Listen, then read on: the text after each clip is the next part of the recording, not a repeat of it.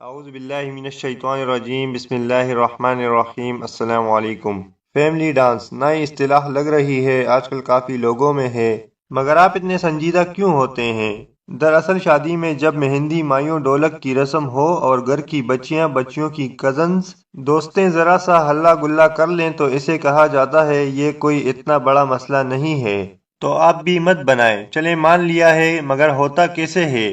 بھئی جس کی جتنی بساط اتنا اس کا سٹیج ہوتا ہے، اوپر کلاس میں بڑی سجاوٹ، بیچ میں لکڑی یا لوہے کا چوکور زمینی سٹیج جو چاروں طرف سے روشنیوں سے سجا ہوتا ہے، ارد گرد نشستیں ہوتی ہیں، مڈل کلاس میں ٹینٹ میں کرسیاں رکھتے ہیں اور بیچ میں رنگ برنگی چادروں یا شیٹ سے ہی یہ ماحول بنا دیا جاتا ہے۔ یعنی جتنی جس کی اوقات ہے وہ اس حد تک کوشش کر رہا ہے، بھائی کمال ہمت ہے، وقت کے ساتھ چلنے کی کوشش ہو تو ایسی ہو۔ اور وہ جو کہیں کہیں بچیوں کے ساتھ بچہ بھی ہوتا ہے، اس بارے میں کیا کہیں گے؟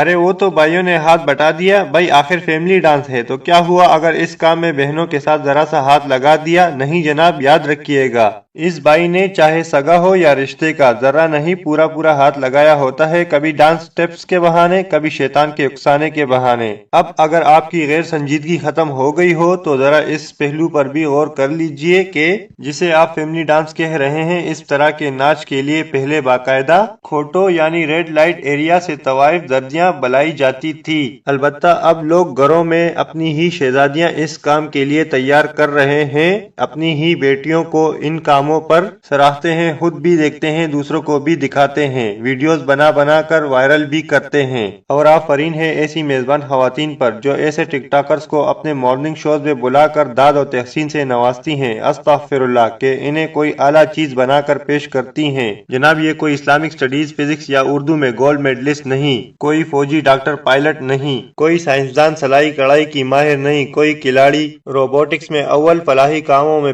پیش نہیں، کوئی حافظہ، معلمہ درس و تدریس یا کیلی گرافی میں طاق نہیں، بلکہ صاف اور کھڑے الفاظ میں یہ ناچنے والیاں ہیں۔ ان جیسیوں کو شیشی بلا کر اور عزت سے نواز کر معاشرے میں کون سی مثال قائم کی جا رہی ہے؟ پہلے پہل تو کوٹے والیوں کے باپ کا پتہ نہیں ہوتا تھا، پھر اسی میڈیا زدہ معاشرے نے انہیں ایک مجبور طبقہ بنا کر ایسا پیش کیا کہ اب باپ والیوں نے بھی یہ پیشہ چن لیا اور ان کے باپ بھائیوں نے انہیں ٹک ٹاکرز کا نام دے دیا۔ صحابیات اور امہات المومنین کے ناموں جیسے نام رکھ کر ایسے کردار و فکار کی تشہیر کی جا رہی ہے۔ ارے کوئی تو انہیں روکو، سمجھاؤ کہ عقل اتنی بھوکی تھی کہ بغیر سوچے سمجھے ہی بے سمت حرام گھاس چرنے نکل گئی۔ اب تو یہ بھی سمجھ نہیں آتا کہ ماتم کس کس بات اور کن کن لوگوں پر کریں، ہر روز ایک نیا فتنہ سر اٹھاتا ہے، ایک نئی بے حیائی بڑے پیمانے پر پھیلتی نظر آتی ہے۔ انا للہ و انا الیہ راجعون۔ برباد گلستان کرنے کو بس ایک ہی الو کافی تھا، ہر شاخ پہ الو بیٹا ہے، انجام گلستان کیا ہوگا؟ خدا حافظ۔